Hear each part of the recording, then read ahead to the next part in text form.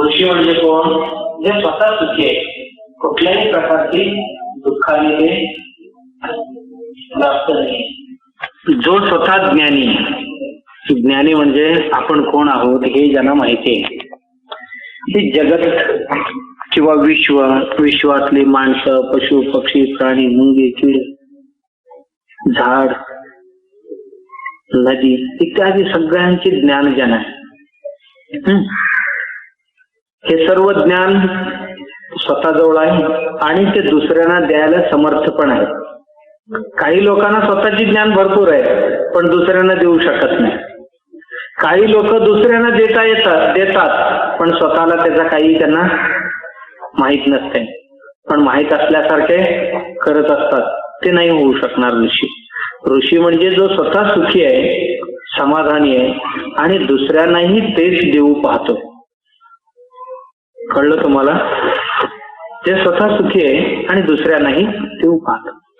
जो स्वतः समाधानी आहे त्यांची इच्छा आहे की हे संपूर्ण विश्व समाधानी व्हायला पाहिजे, शांत व्हायला पाहिजे, आनंदाने जगायला पाहिजे सर्व माणसं, आणि या विश्वातील परस्परांचे संबंध अत्यंत मधुर असायला पाहिजे, चांगले असायला पाहिजे असं ज्यांना वाटतंय त्यांना काय म्हणावं? ऋषी. आणि यांना कृतज्ञता का म्हणून व्यक्त करायची यांच्या बाबतीत? की जी परंपरेने विद्या आलेल्या आहेत, एक तर अध्यात्म विद्या आणि दुसरं म्हणजे अक्षर विद्या, गान विद्या, गान म्हणजे गायन विद्या, गणित विद्या, बरोबर, अशी भरपूर विद्या आहेत. सगळे सांगू तुम्हाला? गणित आहे, इंद्रजाल, महेंद्रजाल, सगळे ऐकून घ्या आधी. इंद्रजाल, महेंद्रजाल, अग्निस्तंभन, वायुस्तंभन, जलस्तंभन, आणि त्यानंतर धनुर्विद्या, अर्थवेद असेल,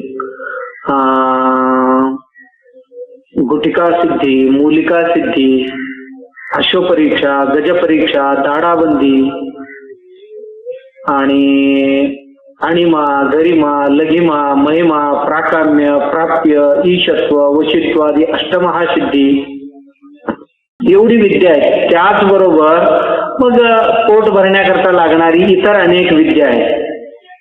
कुंभारकी आहे, सुतारकी आहे, सोनारकी आहे, शेतकी आहे, चर्मकारकी आहे, असे अनेक विद्या जे आहेत ह्यांच्याबद्दल ज्यांना ज्ञान आहे, ज्ञान आहे, स्थूल ज्ञान आहे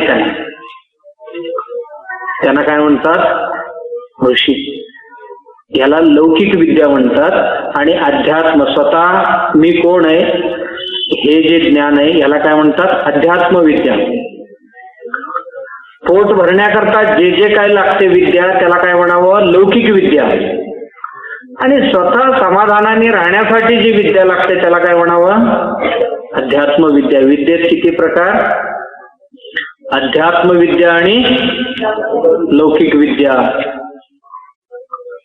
त्याला उपनिषदात काय म्हणतात? पराविद्या आणि अपराविद्या म्हणतात. कळलं? एक स्वतःच्या समाधानासाठी आणि दुसरं विश्वातील सगळ्यांना शिकवण्यासाठी, शाणे करून सोडण्यासाठी लागणारी वेगवेगळी विद्या. मग ह्यातली एक एक बघा. अग्निस्तंभन म्हणजे अग्नीत उभं कसं राहायचं ही एक विद्या आहे. कुठलं वनस्पती अंगाला लावून घ्यायचा की आपल्याला भाजणार नाही, किती वेळ उभं राहायचं, तेवढ्या वेळेपर्यंत कुठलेही चटके बसत नाही. त्याच्यापेक्षा जादा वेळ जर तुम्ही तर राहिलात भाजणार तुम्हाला. कापूर पेटवला हातात ठेवला तर सुरुवातीला काय होणार नाही, 2-4 सेकंद राहिले तर काय होत नाही. त्याच्यापेक्षा जादा वेळ जर राहिले तर हात भाजणार. पायाला वेगळ्या प्रकारची एक वनस्पती असते किंवा तूप असते. तूप किंवा तेल जे असते यांची डिग्री असते तापण्याची 350. पाणी किती 60-70 डिग्रीला पाणी तापायला सुरू होते. पण तूप जर उकळी फुटायला पाहिजे तर पाण्याला उकळी फुटायला किती 100 डिग्री झाली की उकळी फुटते, बरोबर. तूप किंवा तेल जे आहेत ना ह्यांना उकळी फुटायला झाले तर जवळजवळ 300 डिग्री जायला पाहिजे, बरोबर.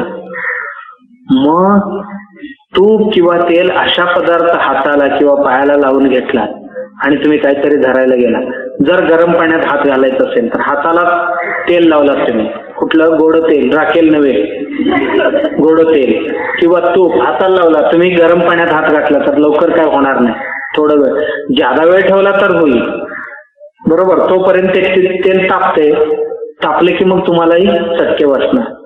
अशी अग्नीत उभं राहण्याकरता काही वनौषधी आणि काही तेल तयार करून अंगाला लावायचे आणि त्यात उभं राहायचे. ह्याला कुठली विद्या म्हणतात? अग्निस्तंभन. जलस्तंभन नावाची विद्या आहे. पाण्यात बसायचं, पाण्यावर पडून राहायचं, तासन तास नाही, दिवसेंदिवस पाण्यावर पडून राहतायचं. कसं? थोडासा प्राणायामाची अभ्यास करायचा, श्वास रोखून धरण्याची. मग तुम्ही पाण्यावर तासन तास पडून राहू शकता. कसं आहे? आपण असा पाण्यावर उतानं झोपायचं, नाकात पाणी येऊ द्यायचं नाही आणि पोटातली हवा आहे ना कायम राहील याची व्यवस्था करायची. असा श्वास घेतलात की शरीर वर येतो पाण्यात आणि श्वास सोडलात की पाण्यात बुडायला लागते. मग त्यावेळी तुम्ही काय करायचं? श्वास सोडल्याबरोबर पटकन श्वास घ्यायचा. म्हणजे कितीही वेळ तुम्ही पाण्यात, ज्याला पोहता येते की नाही तो माणूस कितीही तास पाण्यात राहू शकतो. काय म्हणतात त्याला? जलस्तंभन विद्या आहे. आणि त्यानंतर वायुस्तंभन विद्या, जमिनीपासून असं वर येता येते. काही योगिक साधना आहे.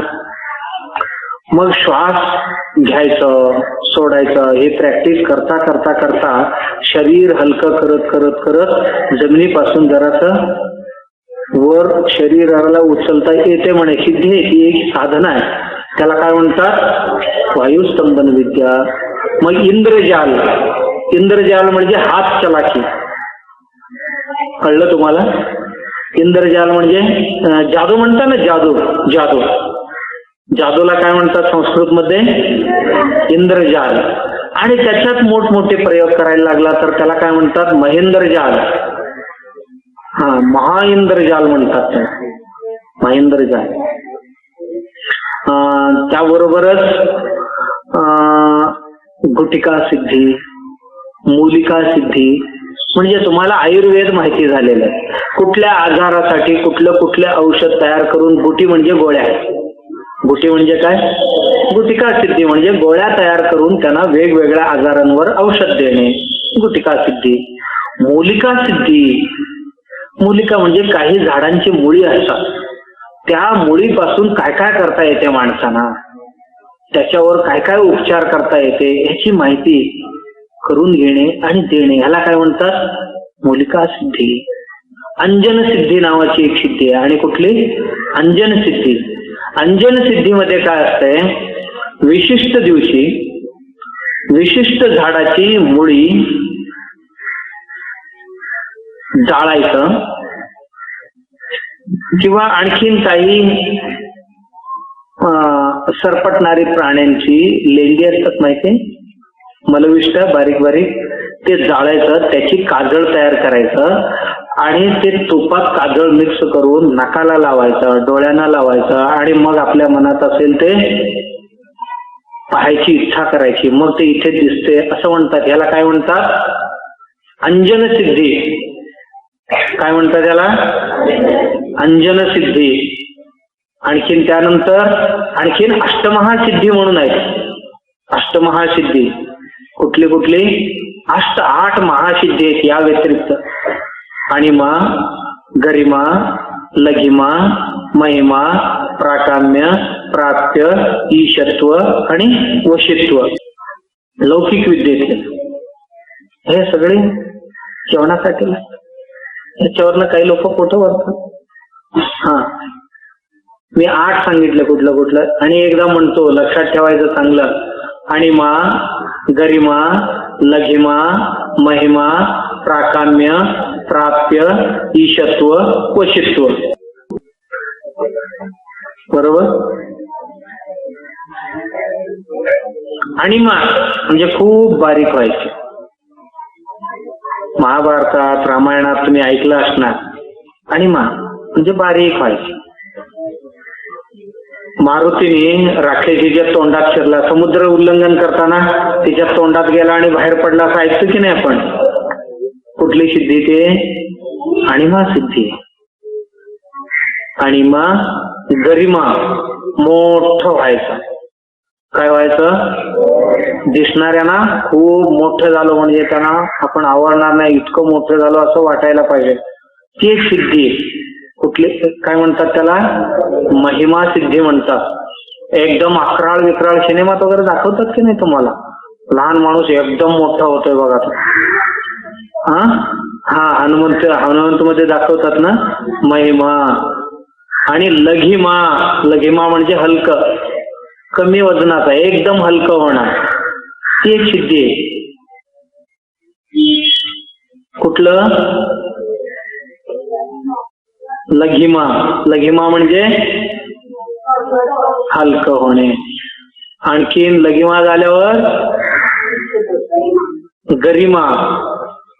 अणिमा, गरिमा, लघिमा, महिमा. महिमा म्हणजे वजनदार व्हायचा. दिसायला तर लहान पण वजनाला भरपूर. काय म्हणतात त्याला? महिमा सिद्धी. आणि प्राकाम्य, जे कामना करेल ते मिळवायचं.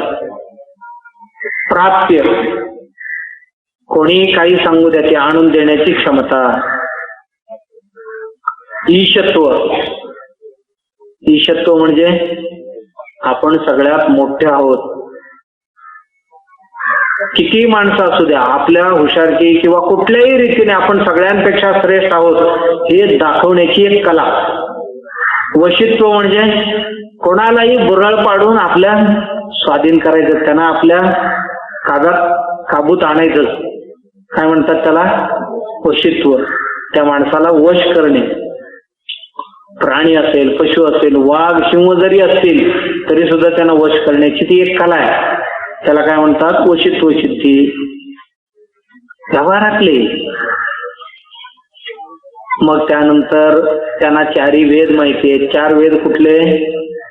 ऋग्वेद, यजुर्वेद, सामवेद, अथर्ववेद.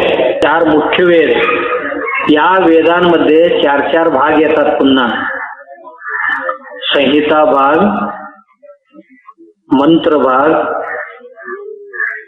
ब्राह्मणक संहिता, ब्राह्मणक, अरण्यक आणि उपनिषद.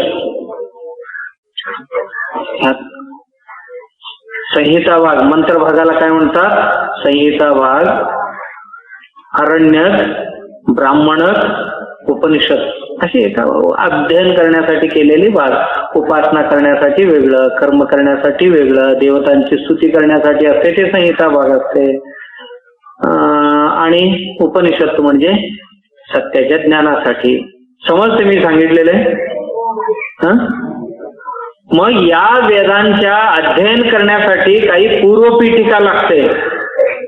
वेद समजून घ्यायला पाहिजे तर काही, जसं की तुम्हाला 8वीला जायचं झाले तर पहिलीपासून अक्षर ओळख करून घ्यावं लागते की नाही, तसं वेदांच्या अध्ययन करण्यासाठी काही शास्त्र शिकावे लागतात सुरुवातीला.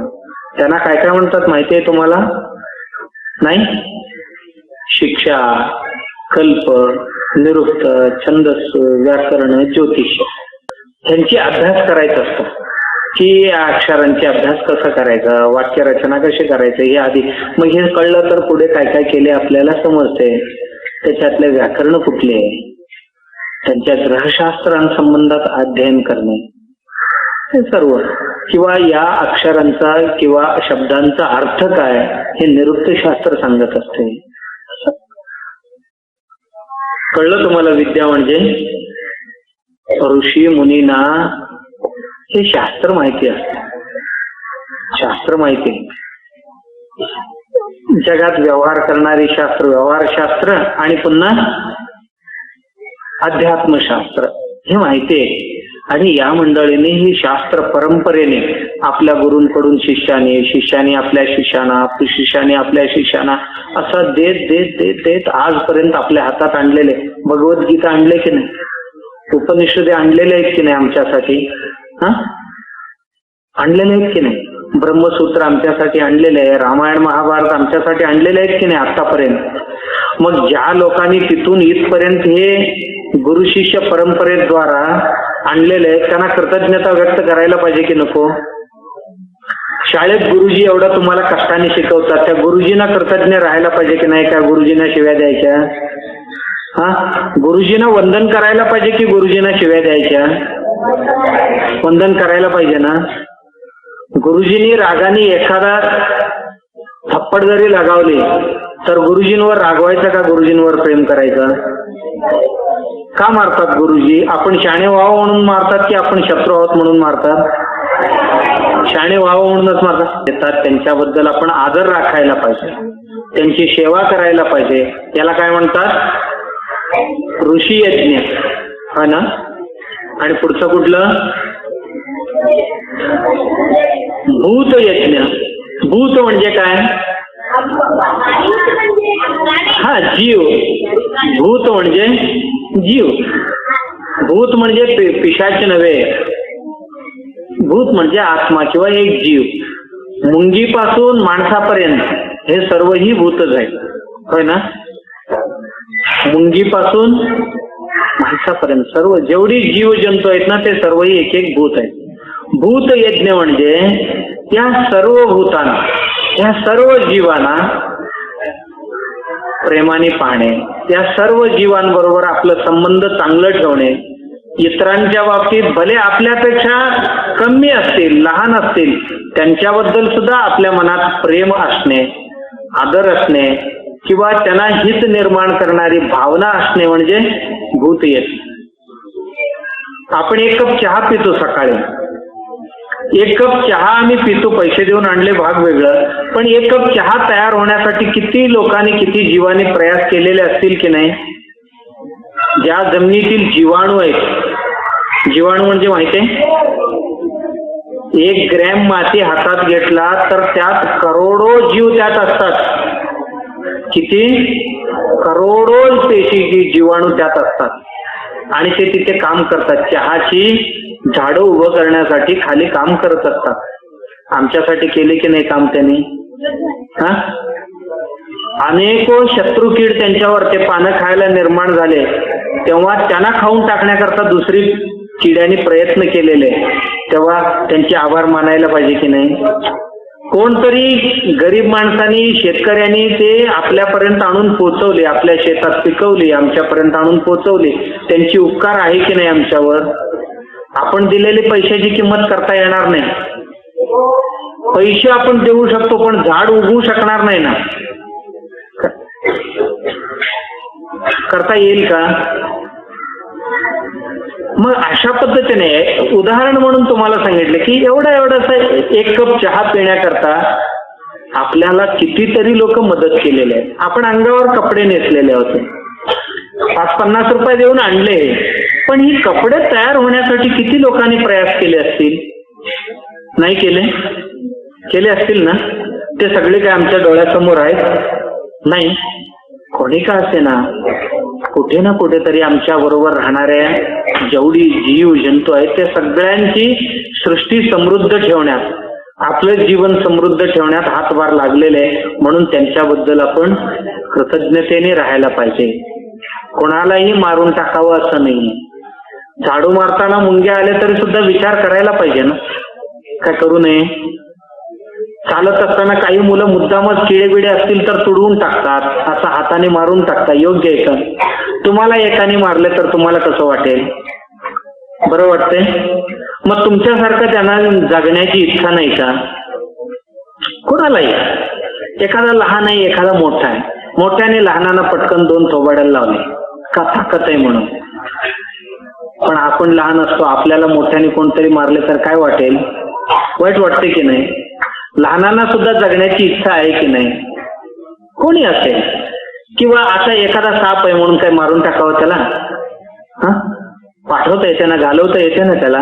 लसूण असते की नाही? लसूण घरात साप शिरले असं समजा, लसूण घ्यायचं, वरचे हे सगळे काढून टाकायचं, जरा जरासं त्याला दुखवायचं आणि असं टाकून द्यायचं घरात. साप राहत नाही, आपोआप पडतोय. त्या वासाला त्याला मारायची गरज नाही, लसूण टाकून दिलं चेचून, साप जातो आपोआप. मुंग्यांची ओळ लागलेली असते, मग त्यांना घालवायचं म्हणून काय सगळे मारून टाकावं असं आहे? नाही. जरासं मीठ टाका तिथे, मीठ टाकायचं जरासं. हा, कुठलंही डस्ट तुम्ही टाकलं ना त्यातनं त्यांना चालता येत नाही. डस्ट असतो की नाही, पीठ जरी टाकला मग त्यांना खाण्यासारखे असतील तर ते घेऊन जायचे प्रयत्न करतात. मुंगी खाणार नाही असलं कुठलंही डस्ट जरी टाकलं तर ते जातात. जरासं मीठ टाकलं की परत परतीच्या प्रवासाला लागतात. हो की नाही? काही ना नेऊन बाहेर सोडता येते. म्हणजे संपूर्ण आपण अहिंसात्मक जगावं किंवा जगता येते अशातला भाग नाही. जाणून बुजून कोणाची हत्या होणार नाही, कोणाचं मन दुखवलं जाणार नाही, एवढी काळजी घेता येईल ना. कुत्र गप्प बसलेले असते गल्लीत, जाता जाता एक दगड मारतो आपण. काय आपल्याला भुंकलेले नाही, चावलेले नाही, काही केलेले नाही, पण कारण नसताना त्याला मारणे योग्य आहे का?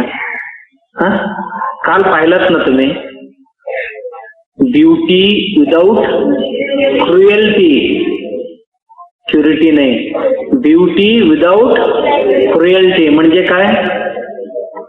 क्रौर्यरहित सौंदर्य. क्रौर्यरहित सौंदर्य म्हणजे आपल्या सौंदर्य प्रसाधने जी आहेत जर क्रौर्याच्या आधारावर बनत असतील तर ते वापरावं का? काल पाहिलात ना रात्री, समजा तुम्हाला धरून बेंबी जर कापले असते तर बघितलात ना तुम्ही, हरिण कस्तुरी मृग कापत होते माहिती आहे ना, बेंबीतनं काढत होते कस्तुरी. तुम्हाला जर तुमच्या बेंबी जर कापले तर कसं वाटेल? त्यालाही असं वाटणार नाही का? तोही एक जीव आहे, आनंदाने जगावं असं त्यालाही वाटतंय. मग त्याच्या बाबतीत असं वागावं का आपण? आपल्या सुवासासाठी, आपल्या मजेसाठी त्याचं असं करावं का? सापाला कापत होते माहिती आहे ना, कशासाठी? व्हॅनिटी बॅग बनवायला, होय ना? बघितलं की नाही रात्री, दाखवलं ना. साप असं चिरत होते, चिरून काढले, कशा करता? व्हॅनिटी बॅगला बॉर्डर लावण्यासाठी. मग तुमची कातडी जरासं चिरून लावले तर बरं वाटेल तुम्हाला का? सापाला जगण्याची इच्छा नाहीये. 2 दिवसाच्या त्या शेळी आणि मेंढऱ्याची पिल्लूला मारले ना, मारले की नाही? त्याची कातडीचे काय केले? कोट केले, कोट, स्वेटर बनवले. चांगलं आहे काही का? त्यांना जगण्याची इच्छा नाही, त्यांना दुःख पोचत नाही. तुम्हाला दुःख होईल की नाही? हा, कापता बाबा खाण्यासाठी, खावं.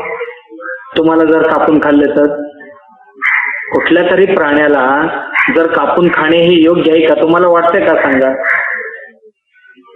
गाय असेल, म्हैस असेल, शेळी असेल, कोंबडी असेल, पटकन कापले त्यांनी, एका ह्याच्यात सर्रकन कापून टाकले. तुम्हाला जर एखादा हात कापून घेतले तर कसं होईल? दुःख पोचणार की नाही? म्हणून कुठल्याही जीवाला दुःख पोचणार नाही अशी आपण काळजी घेणे म्हणजे काय? भूतयज्ञ, होय ना? आणि नुसतं तेवढंच नाही, तशा पद्धतीने तयार झालेली कुठली वस्तू घ्यायचं पण नाही, वापरायचं नाही. म्हणजे त्यात आपण सामील झाल्यासारखंच होणार, होय ना? होईल की नाही? कळते का सगळ्यांना? रात्री पाहिलात ना तुम्ही सगळे, त्यालाच भूतयज्ञ म्हणायचं. ह्या जीवांना कोणालाही त्रास द्यायचं नाही.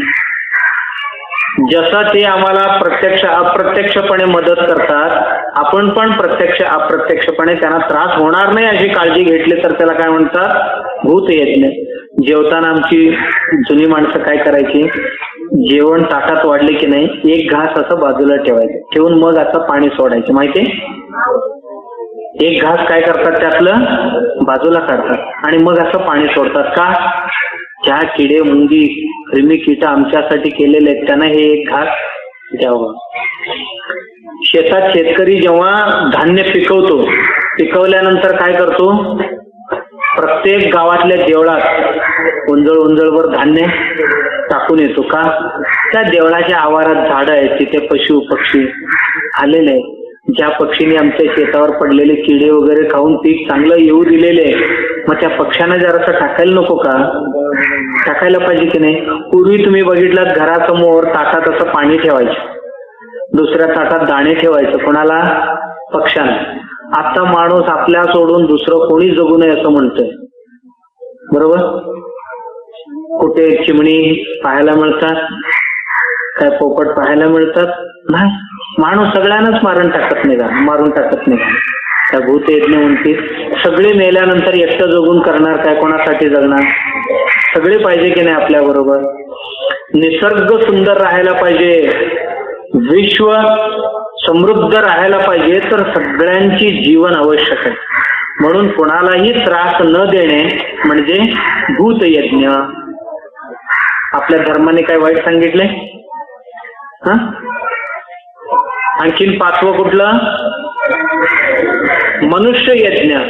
आपण समाजात वावरत असताना अनेको माणसं आपल्याला प्रत्यक्ष अप्रत्यक्षरित्या मदत करत असतात. त्या मदत करणाऱ्या माणसांच्या बाबतीत सुद्धा आपणही मदत करावं त्यांना. संसारात, या प्रपंचात एकमेकांना परस्पर आपण मदत करत राहावं, एकमेकांचे आदर राखावं, एकमेकांचे सन्मान करावं. ह्याला काय म्हणतात? मनुष्य यज्ञ. मित्राला शिवी देणे नाही, मित्राला प्रेमाने वागवणे हे मनुष्य यज्ञ ठरेल. कळले? 5 यज्ञ. 5 यज्ञ करणाऱ्याला काय म्हणतात? काय वाईट आहे हिंदू शब्दात? कुठलं काय म्हणतो आपण? ऑब्जेक्शन घेण्यासारखं काय आहे या शब्दात? किंवा कोणाला त्रास देणारी कुठली घटना आहे या शब्दात? नाहीये. हिंदू कोणाला म्हणतात? जो पंचमहायज्ञ करतो तो.